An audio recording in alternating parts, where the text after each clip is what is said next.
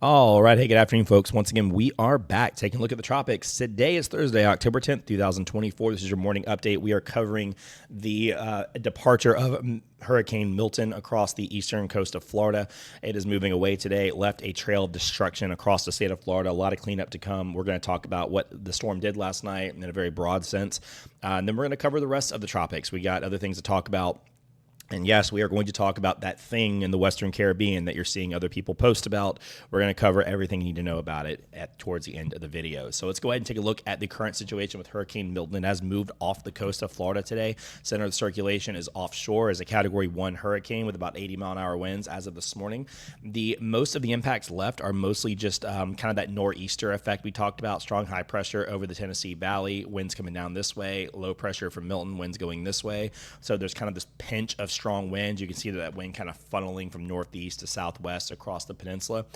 Light rain, not expecting a whole lot out of this.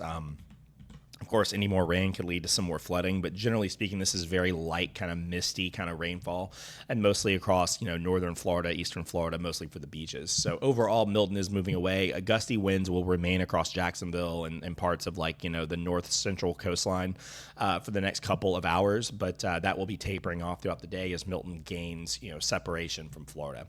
Hurricane Center's track for Milton, again, 80-mile-an-hour winds, moving to the east-northeast at 20 miles per hour. No chance this makes any kind of recurve. I've heard some people say that, there's literally -% chance this is going to recurve back towards Florida. It is caught in the jet stream and it is going to be rocketing across the western Atlantic out to the east. We'll pass out the Bermuda. They could get some weather from this. I could see maybe a tropical storm watch for them. But the white letters on this cone indicate that it's going to undergo extratropical transition and become not a fully tropical entity, but more of like a hybrid low pressure system. So, Bermuda may get some adverse weather from it, but not expecting a whole lot. It'll be moving very fast as it goes by overall. Looking at some of the rainfall totals and whatnot from yesterday when Milton came ashore. The maximum rainfall was 18.87 inches in St. Petersburg Airport. Tampa Bay was spared the most of the storm surge at the last minute. The storm did wind up careening just south of them and into Sarasota instead of Tampa Bay, which was a massive departure for the storm surge for Tampa Bay. So while the winds did not come in and funnel 10 to 15 feet of water into Tampa Bay, the rainfall in the northern eye wall produced incredible rainfall across western central Florida. 18, 16, 14 for a lot of these areas. They got crushed with over a foot of rainfall in a very short period of time. The rainfall totals for the 3 and 6 hour totals for St. Petersburg were incredible. They were up there with Harvey and Florence and some of the all-time rainmakers we've seen because of that northern jet streak interaction where the upper level winds were helping ventilate that northern eye wall and kind of helping mix that non-tropical air in. It really caused a tremendous amount of flooding in that area. So that's kind of like the Lakeland area, Zephyr Hills, Dade City, and a lot of folks out there got crushed with rainfall. And that kind of tracked north of Orlando into parts of Daytona and some Flagler counties. Where Daytona got over 9 inches of rain, about 4.5 to 6 inches for Orlando and Melbourne and Space Coast. It's a lot of rainfall with Milton and no doubt widespread freshwater flooding across this region. Most of the flooding for us in our Northeast Florida area was kind of St. Augustine southward. Palm Coast got it pretty hard, and then towards Marion County. So our rainfall forecast overall verified pretty well. Jacksonville wound up not getting all that much, but the gradient between Jacksonville and south of St. Augustine was very intense, where you had 2 or 3 inches up in Jacksonville and 8 down south, of there. So a lot of the flooding reports were in Hastings and Palm Coast and areas like that. And Daytona got blasted pretty good. Winds that we got last night, Egmont Channel, 105 miles an hour. It's near the entrance to Tampa Bay. Several 100-mile-an-hour wind gusts were confirmed, and then a lot of 80s and 90s. And again, when people look at this, they go, well, you said it was a 120-mile-an-hour hurricane, and, it didn't even produce 105, plus wind gusts. And it's mostly because when we talk about these hurricanes, we always use the maximum potential wind speed based on aircraft data and whatnot over water. When storms go over land, the friction reduces their winds quickly, but people always overestimate the winds they received and what an 80 or a 90 or 100 mile an hour wind can do. So a 100 mile an hour wind is incredibly destructive and can do a ton of damage. And the wind scales are always exponential. So the difference in 60 is not the difference in 70. That is not the difference in 80. That is not the difference in 90. It's a much larger logarithmic increase. It's a curve like this. It's not just a steady, line. It's something like that, right? So it's not a steady increase, it's a logarithmic kind of exponential increase in damage potential. So if you're seeing sustained recorded winds over 100 miles an hour, it got really bad there, no doubt about it. And you're going to see a lot of damage today. Tornado warnings. There was a prolific tornado outbreak across South Florida and South Central Florida as this came in. Florida just recorded their most tornado warnings issued in a day in state history, and it wasn't really close with number 2. I think it destroyed the Kissimmee outbreak in the 90s. And was a very active afternoon or morning, really, as this severe weather band from Milton tore across the state in the course of like 6 hours. It was basically all it took to get all these tornado warnings. Many of these were strong and violent tornadoes, too. So there's going to be a lot of cleanup here with the tornadoes, and a lot of surveys are going to come out. And we're going to figure out just how strong and how many tornadoes were confirmed, but it was no doubt quite a lot. Over about 3.5 million people without power, just under, right at the last check. Most of them, of course, where the hurricane made landfall. But a lot of customers across northern central Florida out. And Florida is really good about getting the power back on. You know, they're really good nowadays with getting people staged and getting trucks and crews staged. So hopefully this will turn it around pretty quick. But overall, you know, not too bad. The only good news is if you're out of power, that there is a, you know, cold air, cooler air filtering in. This is your forecast low temperatures for Saturday morning, mid 60s for a lot of Florida, 50s for southeast Georgia. And this cooler days with drier humidity is going to be the story throughout early next week. And then a bigger cold front is going to come down next week. And look at the potential for Thursday morning lows into the low to mid 40s, low to mid 40s, low 40s across Jacksonville, mid 40s across even South and Central Florida. So it's going to be a cooler, drier week overall, and with some warm days but cool nights. So if your power's out, hopefully you won't be roasting too much this time of year. Real quick shout out to the National Hurricane Center. This was the first advisory on what was Tropical Depression 14.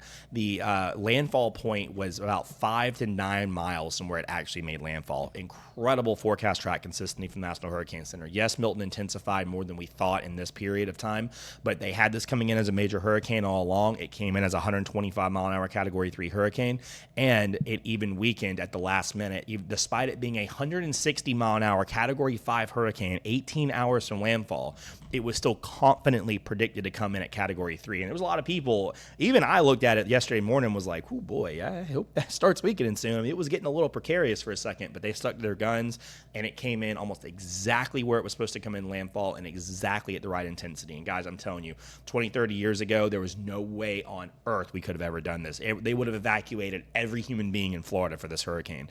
And now it was a little bit more controlled, and although it was still a tough evacuation process, they nailed this forecast again. It was the same thing with Helene. They're getting very, very, very good at their jobs. So shout out to them just on that.